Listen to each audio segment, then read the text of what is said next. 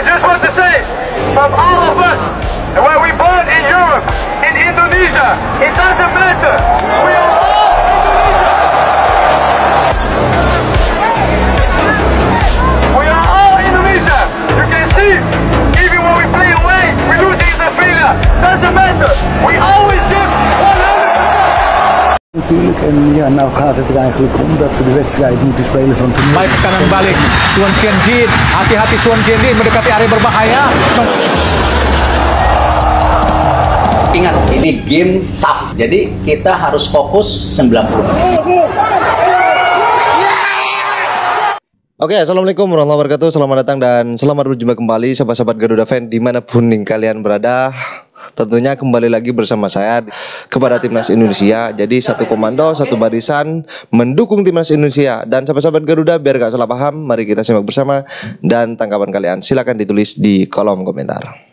Sama kita ketahui teman-teman bahwa pertandingan final besok adalah ulangan dari pertandingan final tahun 2023 yang pada saat itu Indonesia kalah melalui adu penalti dalam sebuah pertandingan yang berjalan sangat amat keras. Bahkan menurut saya pada saat itu Vietnam bermain secara brutal karena begitu banyak pelanggaran yang para pemain Vietnam lakukan kepada para pemain Indonesia. Dan untuk pertandingan final tahun ini Vietnam masih bermain dengan cara yang serupa. Artinya mengandalkan kekuatan fisik mereka dan memang permainan mereka ekstra keras. Ya sepertinya itulah ciri khas dari permainan Vietnam. Selain juga mereka mengandalkan kecepatan, mengandalkan passing, mengandalkan positioning dan juga sering melepaskan tendangan-tendangan dari luar kotak penalti. Tapi Indonesia U23 kali ini kan diperkuat oleh pemain-pemain yang sudah matang sebetulnya. Bahkan ada beberapa pemain yang di dalam skuad tahun 2025 ini juga bermain pada tahun 2023 lalu. Seperti Arkan Fikri, Frankie Misa, kalau nggak salah Kadek Ariel juga ada, Donitri juga ada 5-6 pemain lah. Saya lupa siapa saja, tapi adalah 5-6 pemain pada saat itu juga ikut ke dalam skuad tahun 2023. Belum lagi seperti yang juga kita pahami bahwa mayoritas pemain yang sekarang berada di dalam skuad Timnas U23 sebelumnya juga bermain bagi Timnas U20 yang sampai lolos ke Piala Asia. Jadi secara jam terbang kita punya pemain-pemain yang sudah punya menit bermain yang lebih dari cukup. Cuman kan bagaimana mereka harus bisa nyetel sebagai satu unit dan juga menjalankan skema dari sang pelatih. Itu yang akan menjadi persoalan jika mereka tidak fokus dan konsentrasi selama 120 menit. Tapi di pertandingan semifinal lalu kita sudah bisa melihat bahwa para pemain memang fully fokus. Mereka tidak menyerah begitu saja. Bahkan tertinggal di babak kedua mereka bisa comeback, bisa menciptakan banyak sekali peluang. Tapi ya itu kelemahan utamanya ya dari Timnas U23 adalah penyelesaian akhir. Jadi memang ball possession-nya kan persentasenya tuh sampai 76% ya. Ada tuh sampai 76%. Tapi dengan begitu banyak peluang nggak bisa mencetak gol. Jadi ya kadang-kadang ball possession sebegitu besar juga sebetulnya bukan berarti menjadi jaminan bahwa tim tersebut akan menang. Enggak. Yang penting juga adalah efektivitas dalam membangun serangan dan diakhiri dengan menciptakan peluang yang berbahaya dengan penyelesaian akhir yang sempurna. Maka itu walaupun Thailand tidak lama menguasai bola, tapi mereka juga bisa menciptakan banyak peluang yang berbahaya dan juga bisa lebih dulu mencetak gol. Artinya ya memang para pemain Thailand itu bermain lebih tenang.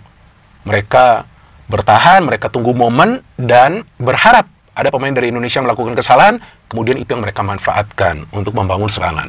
Tapi selain itu kita juga harus memahami bahwa Gerald Vandenberg memakai skema yang sangat baik sebetulnya. Karena dia selalu meminta para pemain itu bermain dengan high line of defense, main tinggi garis pertahanannya. Banyak main passing. Memang banyak di antara teman-teman yang mengeluh atau mungkin juga kritik dan kecewa sampai kesal. Kenapa sih terlalu lama menguasai bola di area pertahanan? Ya karena pada saat ada pemain yang menguasai bola itu melihat bahwa pemain di depannya itu dikawal ketat, dia nggak mungkin passing bola ke depan. Jadi dia harus sabar dulu. Apalagi lawan-lawan dari Timnas U23 di AFF U23 kali ini itu cenderung bertahan. Biasanya tuh tim seperti Thailand tuh berani juga meladeni permainan terbuka dari Indonesia, tapi di semifinal saya kaget tuh mereka bertahan total. Artinya mereka takut dengan permainan terbuka dari Timnas U23 karena jika mereka terbuka, mereka kecolongan counter, kemungkinan besar udah gol ya. Karena para pemain Timnas U23 kita itu punya yang namanya speed. Speednya luar biasa, Raihan, Rahmat Arjuna, Jan Schraven, Donitri juga speednya lumayan bagus. Nah, itu yang membuat mereka bermain ekstra defensif. Kalau Vietnam, saya pikir akan memakai strategi yang serupa. Meskipun kemungkinan juga mereka akan coba untuk bermain sedikit terbuka, memberikan tekanan juga kepada para pemain Indonesia. Cuman saya ragu. Karena mereka tentu juga memahami dengan bermain defensif, mereka akan mempersulit para pemain Indonesia untuk menciptakan peluang yang berbahaya. Berarti dari Gerald Van den Berg dia harus bisa mengantisipasi blocking-blocking yang nanti akan coba dilakukan oleh para pemain Vietnam. Apakah itu mulai dari high pressing, mulai dari middle block, atau juga low block. Artinya nanti pada saat latihan harus ada simulasi internal game yang para pemain itu diminta bagaimana caranya mereka bisa melewati blokade-blokade yang terjadi di atas lapangan. Mungkin dengan direct passing, tapi akurasinya itu harus dijaga. Tapi kan hebatnya Gerald Van den Berg ini di pertandingan semifinal, dia melakukan pergantian pemain yang sesuai dengan kebutuhan. Memainkan 3 back dari bangku cadangan. Jujur itu saya kaget banget. Ya memang mungkin pilihannya terbatas bagi dia, tapi saya kaget. Dia menunggu sampai menit ke-77. Dan pada saat itu juga kelihatan para pemain Thailand itu sudah capek. Lompat-lompat terus dan banyak crossing-crossing diberikan sebelum akhirnya ada gol dari Jan Slaven dari corner. Saya nonton pertandingan Vietnam lawan Filipina, memang keras mereka main. Para pemain Filipina tuh jatuh bangun, dan Filipina gak main jelek juga, cuman Vietnam ini keras banget. Kenceng banget larinya mereka, seperti kakinya tuh ada 8 kali tuh. Gak capek-capek juga para pemain mereka. Nah, artinya fisik para pemain timnas U23 juga harus kuat untuk pertandingan final, apalagi sebelumnya kan main sampai adu penalti nih. Artinya kan tentu Gerald Van den Berg ini mempersiapkan para pemain agar mereka harus bisa beradaptasi dengan situasi apapun yang terjadi di atas lapangan, seperti di semifinal itu, pada saat harus adu penalti, tapi mentalnya kuat. Mental itu sangat penting untuk pertandingan internasional, meskipun AFF ini adalah levelnya ASEAN dan memang tidak masuk dalam kalender FIFA, tapi tetap para pemain membela negara. Jadi mereka harus serius, harus ada yang namanya target. Seingat saya, dan sepengetahuan saya, targetnya dari PSSI dari awal adalah agar timnas U23 menjadi juara. Dan saya pikir itu sah-sah saja. Nah, saya sih ngelihat sih materi pemainnya Vietnam juga oke. Mereka punya jam terbang juga di kompetisi domestik. Dan kalau nggak salah mainnya tuh pakai skema 3 center back ya. Nah, mainnya tuh pakai skema 3 center back loh mereka. Nah, ini kalau 3 center back ini berarti pada saat bertahan akan ada 5 pemain bertahan di belakang. Nah, kemungkinan nih mereka akan bermain juga dengan strategi bertahan supaya menyulitkan para pemain Indonesia untuk bisa masuk ke area pertahanan mereka. Nah, ini dia saya lagi lihat nih. Nah, dia pakai betul 3-5-2 Sang Sik Kim ya, pelatih asal Korea Selatan nih. Jadi kemungkinan main yang namanya sepak bola reaktif. Tunggu, blok-blok dulu, main agresif, kemudian counternya cepat. Nah, salah satu kelemahan lainnya dari timnas U23 adalah recovery yang terlambat setelah menyelesaikan sebuah proses serangan. Ini juga harus dibenahi oleh Gerald Van den Berg. Meminta para pemain jangan lupa, kalau sudah menyelesaikan serangan, cepat kembali ke posisi masing-masing. Dan juga satu hal lainnya, kendalikan emosi. Saya masih ingat tuh di pertandingan semifinal, Kakang sempat emosional, seharusnya nggak perlu. Nggak perlu emosional. Harus cool, harus tenang. Karena tentu lawan itu biasa memprovokasi. Di dunia sepak bola itu biasa terjadi. Tapi kalau nggak bisa mengontrol emosi, permainannya nggak bakal bagus nanti. Justru pikirannya itu nanti nggak akan fokus. Apalagi para pemain dari timnas U23 ini diminta untuk berpikir sebelum passing. Nah, itu juga penting. Ini kan untuk pertandingan final ini belum tentu Arkan Fikri dan Tony Firmansyah bermain. Ini tentu kehilangan yang sangat besar bagi timnas U23. Karena di semifinal lalu saya tidak melihat Dion bisa melakukan tugasnya dengan baik. Bahkan 2 kali melakukan kesalahan. Salah satu diantaranya dimanfaatkan oleh para pemain Thailand untuk mencetak gol. Nah, di depan ini, ya tentu Jan Slaven yang akan dimainkan. Ariel dan kawan-kawan mengangkat trofi, memenangkan Piala ASEAN ini untuk yang kedua kali. Ketika kita pertama kali di 2019 menjadi juara di Kamboja. Dan inilah saatnya di depan publik sendiri. Kita ke final lagi. Dan ini partai ulangan final 2 tahun lalu. Ketika di Thailand kita mengalahkan tuan rumah di semifinal 3-1 dan menantang Vietnam di babak final. Dan seperti yang sudah kita ketahui, kita kalah adu penalti dengan 6-5 saat itu. Tapi pertandingan tersebut itu masih terngiang-ngiang, terbayang-bayang sampai saat ini, teman-teman. Kenapa? Karena di sana pertandingan final melawan Vietnam dibumbui dengan berbagai adegan kejadian yang keras, terutama dari pihak lawan, yang menjurus brutal. Yang masih ingat dengan kejadian sikutan pemain Vietnam, yang Nguyen Hong Buk ya saat itu, terhadap Haikal Al-Hafiz, pemain bertahan kita. Haikal jatuh disikut dengan keras sekali, tapi wasit Hiroki Kasahara dari Jepang yang memimpin pertandingan membiarkan kejadian itu, tidak menegur dengan keras atau mengusir dengan kartu merah apalagi. Ini disayangkan ya.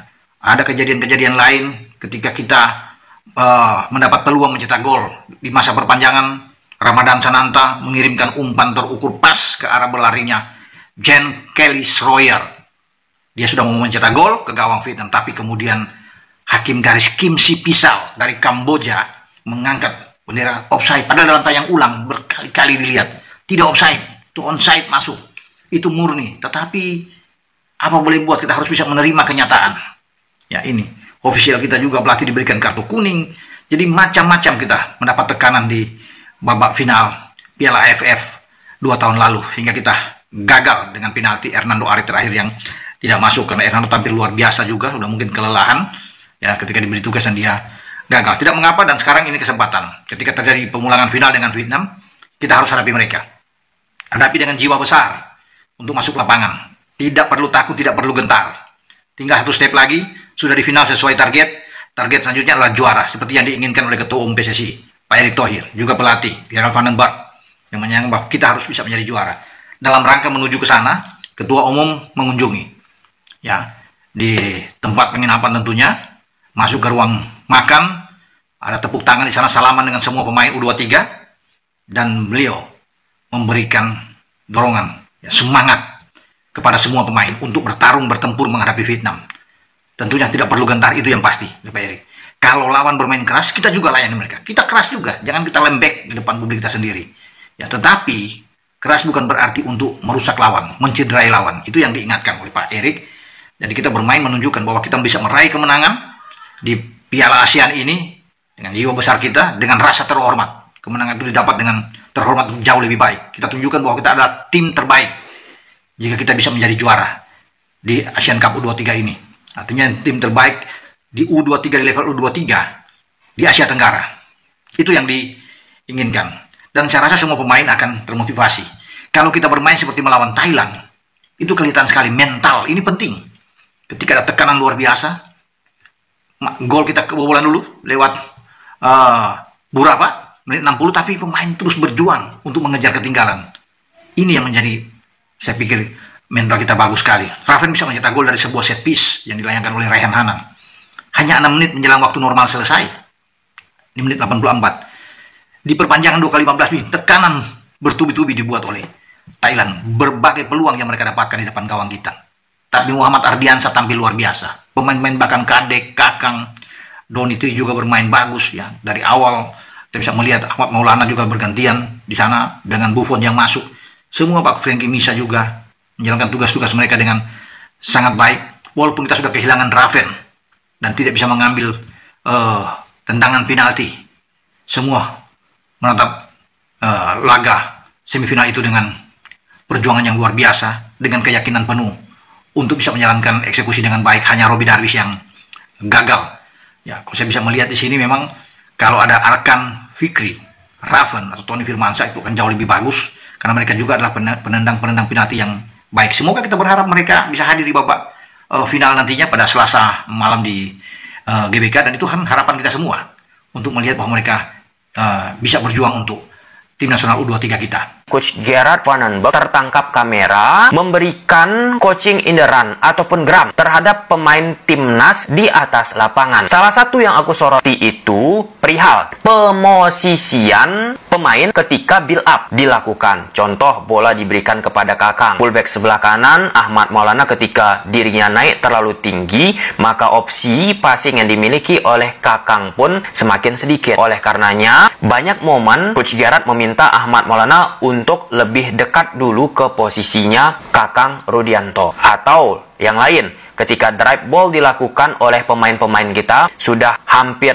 masuk di garis tengah lapangan atau sudah berada di tengah lapangan, pemain kita ragu-ragu untuk mengambil keputusan perihal progresi pas. Bola diarahkan ke depan. Nah, ketika ragu-ragu, pemain kita ujung-ujungnya back pass lagi. Saat Coach Gerard sudah memberikan informasi harusnya seperti apa yang dilakukan di momen-momen selanjutnya, terulang lagi.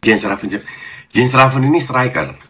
Dia nyaris nggak dapat bola atau umpan yang bagus. Sekali dapat umpan kena tiang dan 1 gol. Menjelang ke extra time, semua itu menurun. Semua menurun, terutama dari sisi akurasi passing. Sehingga peluang lebih banyak. Gue bilang mungkin di extra time Thailand lebih unggul. Mereka masih bermain lebih rapi. Kenapa Thailand bisa bermain lebih rapi? Karena mereka sudah lama main seperti ini. Ini udah biasa dan kita belum. Sekali lagi, berdasarkan background yang ada, gue udah sangat puas. Sangat puas, walaupun tidak konsisten. But that's okay. Ini tim baru dibentuk, event pertama, butuh waktu lagi. Oke, sahabat-sahabat Garuda, saya rasa cukup statement barusan. Jadi bagaimana menurut kalian? Silahkan ditulis di kolom komentar. Dan jangan lupa like dan subscribe channel ini agar kalian tidak ketinggalan informasi penting khususnya Timnas Indonesia. Salam sepak bola keren, salam sepak bola bersih Timnas Garuda Jaya. Bersama saya, salam olahraga kita Garuda.